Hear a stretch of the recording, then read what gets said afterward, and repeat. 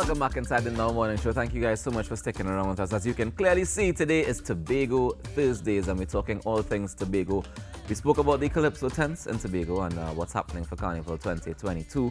This morning, we also spoke to Youth Assemblyman Adriel Wheeler earlier this morning, and we have so much more conversation still to happen and some brand new music to drop. I want to remind you guys, or inform you guys, that tomorrow we officially kickstart Carnival here on the Now Morning Show, and you guys want to be a part of it because we're going to start it off in fantastic style.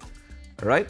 But this morning, we're going to continue our conversation with Tobago and Tobagonians and things that affect Tobago. And I want to welcome this morning Dr. Odesma Dalrymple, who's an associate professor at the Shirley-Marcos School of Engineering at the University of San Diego. Good morning to you, Dr. Dalrymple. Good morning. Pleasure to be here. Thank you so much for joining us. Now, I understand that you guys are organizing a renewable energy unit at the Tobago MIC Technology for Institute of Technology. Tell me a little bit about, well, firstly, why did you guys decide to jump on board with MIC, and how are you going to be helping? Sure. So there is a unit. The unit is mainly for purposes of education, teaching, and sort of exposure. So really in the capacity building around renewable energy, and it's a hybrid system of both solar and wind. And the goal is really to explore the possibility or the potential for these microgrid systems that can probably, for instance, be used in small local farms to provide renewable and hopefully lower cost energy options for those folks. So would you say that this is more of a research unit then? I would say research. I would say really more educational training unit. It's more of a training unit that sort of really shows how the mechanisms work, how the technology works. I think it's really for that purpose. And then, of course, it helps to bring that conversation much more to the forefront about what the possibility and the potential is. Another thing I would also say is it's a starter unit, right? And so it helps us to begin to see what modifications may need to be made if we were to think about a much wider spread implementation, particularly here on the island. So we're looking at the environmental aspect of it, what changes may be needed in the design so that it's much more relevant to our particular context. Yeah.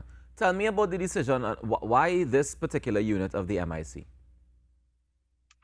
Well, I think MIC is really uniquely sort of situated in the sense of both being that source of technical vocational training, but also being a site that has that potential to do a lot of manufacturing.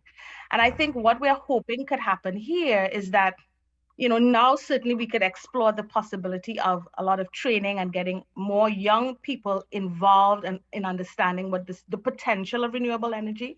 But ultimately, for us to really explore the potential of this technology, we need to be able to bring that cost down. And so MIC is particularly well situated to explore some in-house development of this unit or part of this unit. You mentioned the cost, and I'm very curious as to why is it that when we try to implement these things, like if I go to try and put solar power on my house, for example, the price is not very encouraging. Why is it that the cost of implementation is so high? Well, so I think there are different reasons, I think, particularly in Trinidad. One, it's still new technology. The panels themselves are still expensive, although I would say the price has come down tremendously within the last maybe 20 or so years.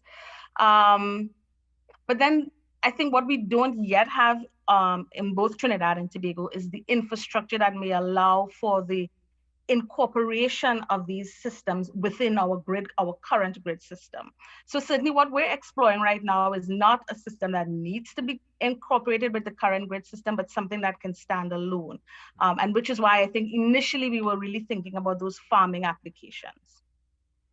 All right, so maybe you can help break it down for us, a simple folk who may not understand the renewable energy and how exactly it works. But how can I set up a farm using only renewable energy? So on the farm, let's think about what are the types of loads or the things that are driving or needing of energy. So certainly we could think of irrigation systems, right? So I may have to water certain plants, I might have a pump in system where I need to make sure I can drive that water to different crops, for instance. Mm-hmm. I might need lights. Right. I might need some internet connectivity. And so these systems can generate enough energy. And this is the beauty of the sort of hybrid of solar and wind, in the sense that certainly solar, we have a certain set of hours, sometimes 6 to 8 or so hours a day, where we might get that direct high sun that allows for great conversion into electrical energy. But then you have the wind, and wind can work not only in the day, but in the night too. So you have sort of this ongoing sort of production of energy. You still, of course, need some inverter and battery system that stores the energy as it's being created. But then whenever you're ready to use it, you have a battery system that's connected to your various loads, as I said. So it could be your irrigation pump, it could be the lights, maybe for an area on your farm. It could be to drive a Wi-Fi router to ensure that you have some connectivity while you're working.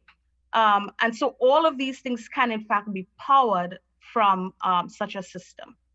And you're saying that right now we have nothing set up in place to be able to connect that sort of renewable energy to our current grid.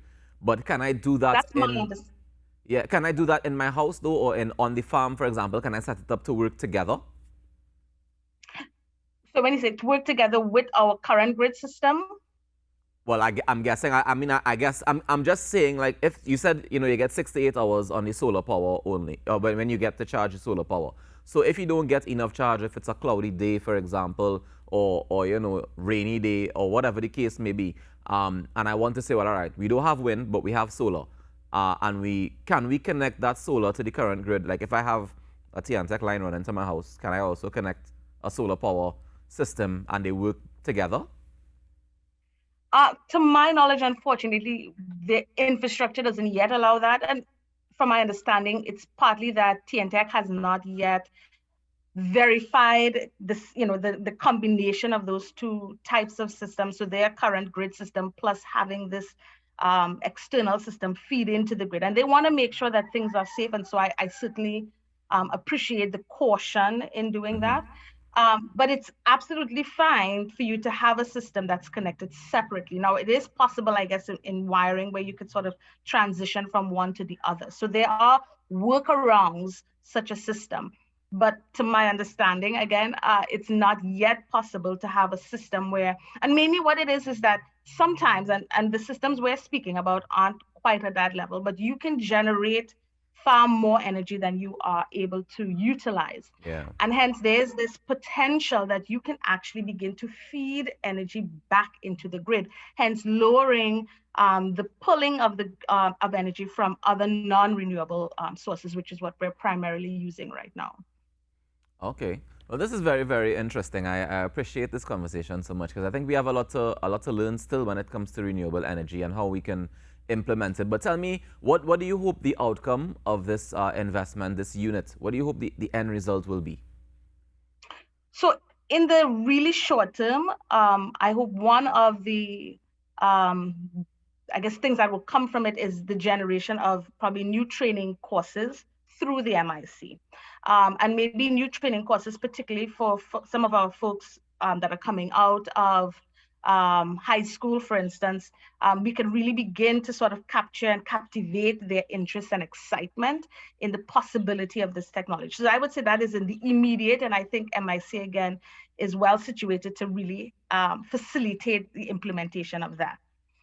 In the maybe not so long term, but maybe in the more medium future, what I hope to see is a partnership that certainly my university is happy to help continue to facilitate, but in the manufacturing of such units, so that we really bring the cost to a point where it's viable, right? It's economically viable for us to explore much more widespread use of this concept on the island, and then possibly even being a hub for some of the manufacturing that we could then sort of sell or help to distribute these units to other neighboring islands.